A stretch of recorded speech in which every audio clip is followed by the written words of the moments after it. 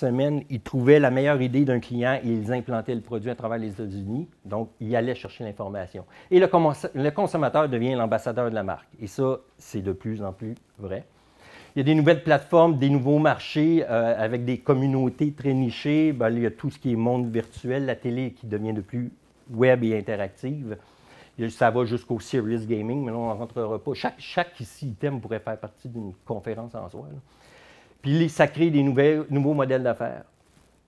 Volkswagen vient d'acheter Pay by Phone à Vancouver. Pay by Phone, c'est une société qui développait une application pour pouvoir payer ton stationnement sur rue et hors rue. Volkswagen vient de les acheter. Pourquoi? Bien, Volkswagen voit à long terme, veulent ramasser du data, veulent ramasser de la donnée des gens qui utilisent pour savoir comment est-ce qu'ils vont programmer leur prochaine voiture du futur pour pouvoir maintenant tout faire ça à même ta voiture. Pouvoir réserver, booker et tout ça. Un de mes clients est une grande entreprise de stationnement au Canada. Je ne la nommerai pas. Mais on parle ici, il y avait une conférence tantôt ici à côté sur les villes intelligentes, mais on parle de stationnement intelligent qui est une grande problématique. Et toutes les compagnies, les constructeurs automobiles à travers le monde travaillent sur. C'est pas juste l'auto qui se déplace toute seule, là. C'est vraiment plus rendre l'auto intelligente dans un concept de ville intelligente. Et là, on parle de ROI, le retour sur investissement instantané, parce que maintenant, avec la panoplie de médias qu'on a et le genre de relations qu'on crée, on a du feedback instantané. On parle de big data et tout ça. Bon, ça, c'est une chose. D'en avoir du data, il faut faire quelque chose avec. Ça, c'est une des grands problèmes. Il y a beaucoup d'entreprises qui ne sont pas prêtes à ça. Ils ont récolté de l'information, ils ne savent plus quoi faire. Fait qu'effectivement, au niveau de la recherche ici, là, en R&D, il y a de quoi faire avec le data mining, avec tout ce qui est conception big data. Qu'est-ce qu'on fait avec le data pour pouvoir offrir un meilleur produit, plus un just-in-time, etc. Alors, je ne sais pas si quelqu'un connaît la courbe ici, la cloche qu'on appelle dans notre jargon, la Diffusion of Innovation. C'est Everett Rogers qui a fait une étude sur plusieurs années pour savoir quelle était la durée de vie d'un produit, de son lancement, de sa conception, jusqu'à la fin. Bon, là, j'ai mis des termes en français, c'est le fun. J'aime mieux dire early adapters que innovateurs, mais bon, on comprend ici, c'est les early adapters, early adopters. Bon, etc. Alors ici, là, ça, c'est les gens qui couchent dehors pour avoir le dernier iPhone, là, même si 2 semaines après, tu peux l'avoir chez Best Buy pour le même prix, mais c'est eux autres, là. Ceux-là, c'est les maniaques, c'est ceux ils se sont appropriés la marque. Pas nécessairement la technologie qui est en arrière du téléphone, mais ce que je peux faire avec le téléphone. Et ça, ici, les retardataires, c'est ceux qui utilisent le touchstone, puis vous savez pourquoi? Parce que les téléphones à roulettes n'existent plus. Fait que, vous voyez le genre. On ne peut plus. Fait qu'ils utilisent le touchstone. Mais c'est très parlant parce que dans une stratégie, on peut vouloir se positionner ici, en innovation, mais pas nécessairement. Ici, ça coûte cher. Ça coûte très cher, c'est du R&D. On innove, on peut se planter. Si on n'écoute pas vraiment la réaction, si on prototype mal, on peut se planter. Et c'est souvent les 3e ou 4e joueurs qui arrivent, puis eux autres, ils arrivent ici. Ils profitent des erreurs de l'autre. Alors, donc, ce que je dis aujourd'hui, c'est qu'on n'est pas obligé de viser là. Mais c'est la courbe d'innovation. Le meilleur endroit pour se situer, c'est ici. C'est le tipping point qu'on appelle le point de bascule. Parce qu'ici, plus tu as innové, alors si tu es parti d'ici et tu as passé au travers, tant mieux. Bien, plus tu montes, regardez ici l'ascension de la courbe la plus ascendante est ici. Ici, c'est le tipping point, c'est qu'à partir d'ici, pourquoi c'est comme ça? Là, je fais fi de tous les détails des études, mais vous irez sur Wikipédia, vous allez avec Division of Innovation, il résume.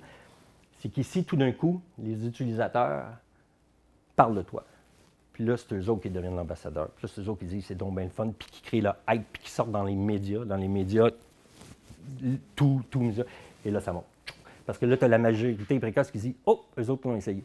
Lui, ici, là, il a acheté la télé écran plat à 15 000 alors que la technologie était pourrie, il l'a acheté à 15 000 Ici, il est tombé à 7 000 6 000 Puis là, ici, il y en a à 2 000 3 000 4 000 Puis ici, il n'y en aura plus. Fait que ça, c'est une belle courbe se placer. Encore une fois, ça dépend où est-ce qu'on se situe en tant qu'entreprise. On est-tu start-up? On est-tu en technologie? Est-ce qu'on vise un produit de masse? Mais ça peut être par projet, par produit. Alors, pour savoir où est-ce qu'on se situe, il faut savoir Et traditionnellement, traditionnellement, ce que les entreprises ont toujours fait, c'est qu'ils savent exactement ce qu'ils font. Moi, je fais des divans. Moi, je fais un computer. Moi, je fais des micros. Ça c'est facile. Ils ont des plans, ils ont du staff, c'est ce qu'ils font. Il y en a, 100%, ils le savent ce qu'ils font, en tout cas en principe. S'ils ne savent pas ce qu'ils font, on ne les verra pas longtemps. Après ça, la plupart savent comment. Il y en a qui ont testé des choses, ils survivent sur une vague, après ça retombe à mer, puis ils ont certains processus. On dit qu'on est les moins chers, mais en réalité, ils ne sont pas les moins chers. On est les plus mieux. C'est pas nécessairement vrai. Ils savent plus ou moins comment.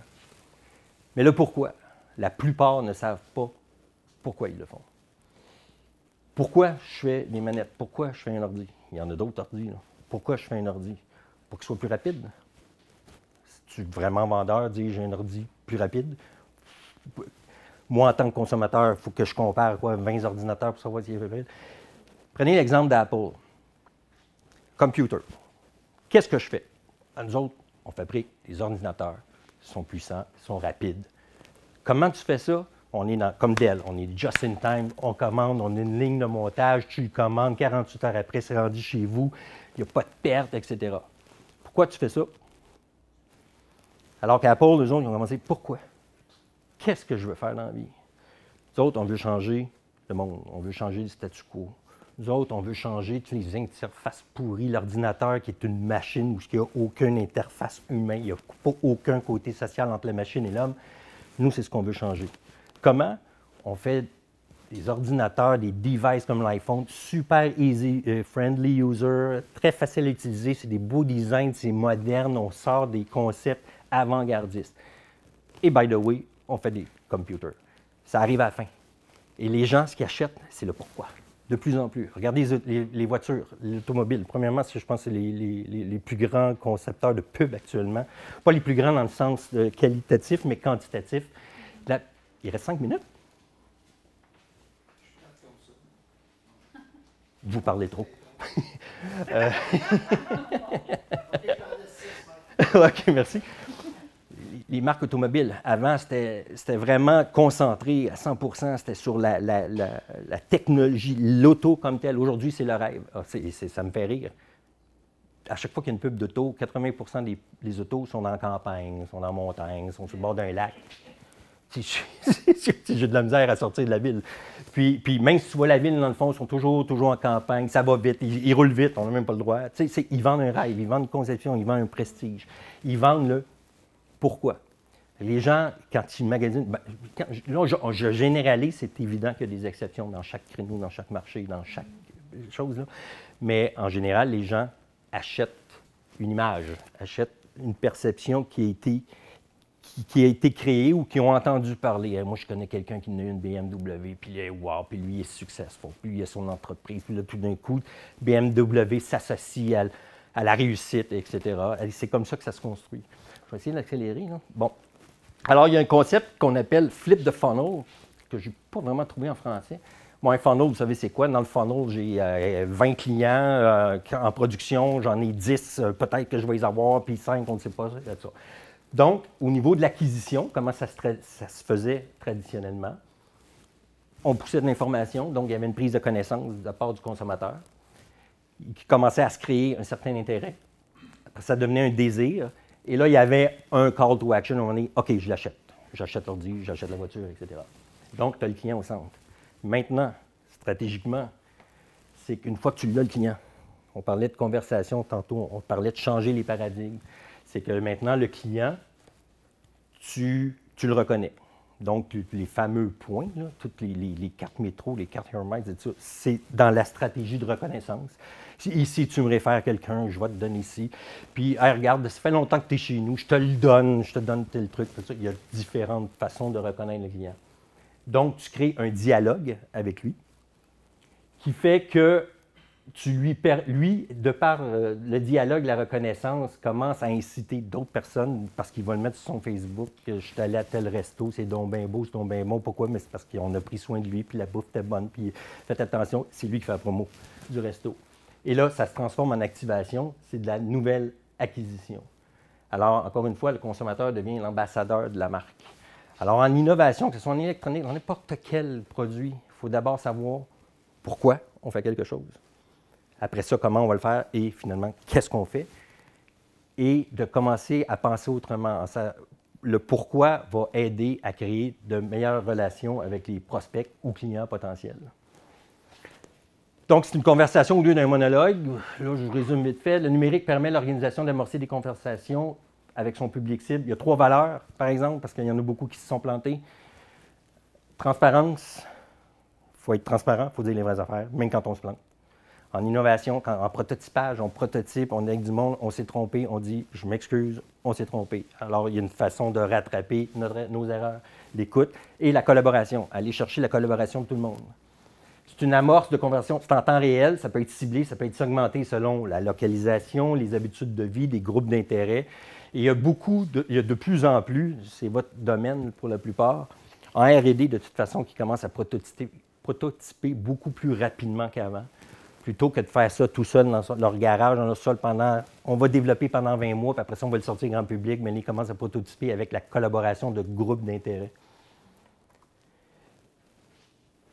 Donc, ça permet finalement de personnaliser les offres en fonction de réels besoins. On n'a pas créé un besoin. Le besoin, il était là, on se l'est fait dire.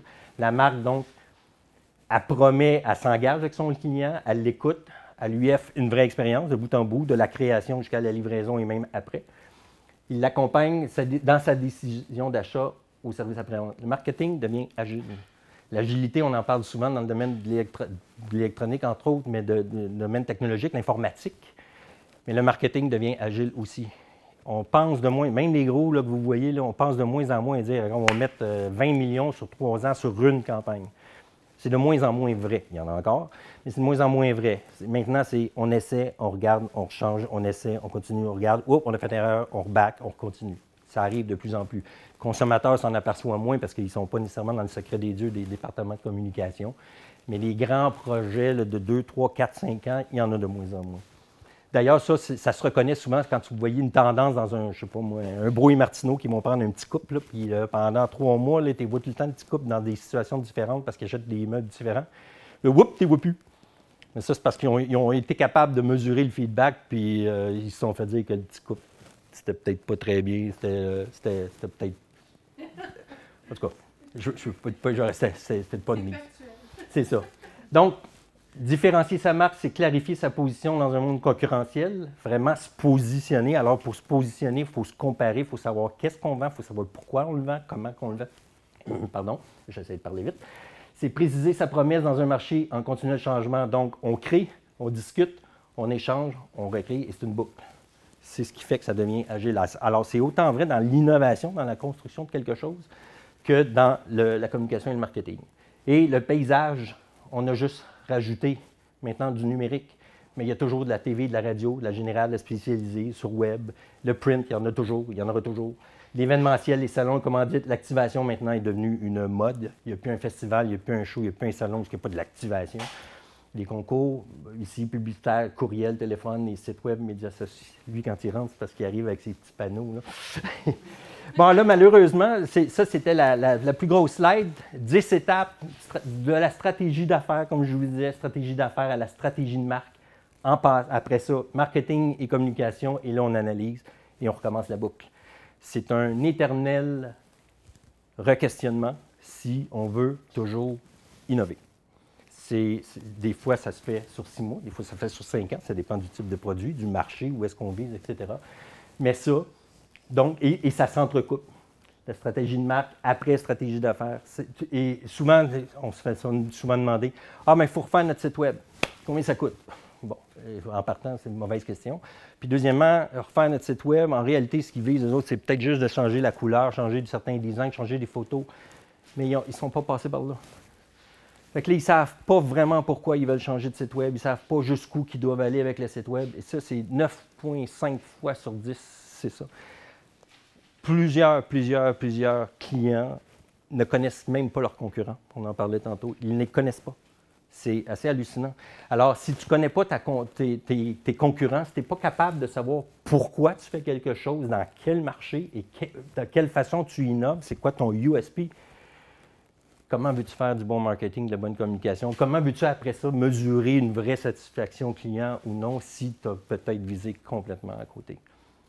Des fois, investir juste 10 000, c'est mieux de ne pas l'investir. C'est peut-être mieux d'investir 100 000 plutôt que 10, mais de penser correctement. Il faut y aller logiquement. Il y a plusieurs étapes qui sont souvent sautées. Mais là, je ne pourrais pas passer au travers. C'est moi qui vais sauter, c'est ça?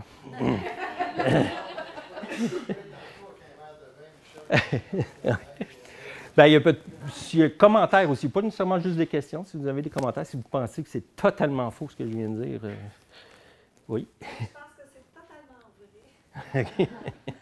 Je ne l'ai pas payé. Hein. C'est ça. Et dans le cercle, avec les 10 étapes, c'est outil pour moi. Parce qu'il y a un paramètre qui est les ventes là-dedans, le résultat. Oui, c'est ici.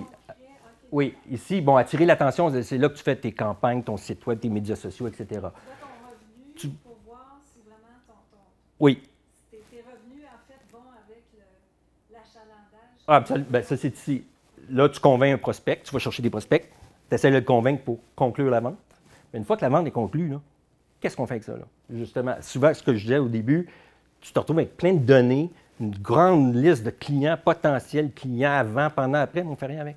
On fait rien. Puis là, je ne parle pas juste de dire on va envoyer un courriel. C'est pas ça. Qu'est-ce qu'on fait pour l'analyser, vraiment analyser ce data-là? Donc, là, on tombe dans le cycle de reconnaissance, satisfaction client, service à clientèle, d'aller chercher même d'autres feedbacks. « Hey, t'as acheté mon divan? L'aimes-tu, mon divan? Puis dis-moi-le si tu ne l'aimes pas. Parce que si tu ne me le dis pas, je ne le saurai pas, puis je vais continuer à vendre de la crap. Puis à un moment donné, je vais mourir. » Parce que toi, si tu ne me le dis pas à moi, tu vas le dire dans tes médias sociaux. Si tu le dis dans les médias sociaux ou tu le dis à ta soeur, à ton frère, ton beau-frère, au gars du dépanneur, bien, c'est peut-être 4 divans que je viens de moins de vendre. Mais si tu leur dis, « Hey, wow, je viens de m'acheter un divan, c'est écœurant, tout, je viens d'en vendre 3. » C'est ça que je veux. Mais là, c'est ici que ça se passe. Puis, mesurer la performance. Il faut la mesurer. Et après ça, on recommence. Ouf, on s'est-tu planté? Hey, c'est pas la bonne couleur. C'est pas le bon marché. On vendait du Harmony dans une région pauvre. On s'est trompé de distributeur. Ça arrive. Ça arrive beaucoup plus souvent qu'on pense. Alors, la mesure, c'est ici que ça se passe. Essentiel.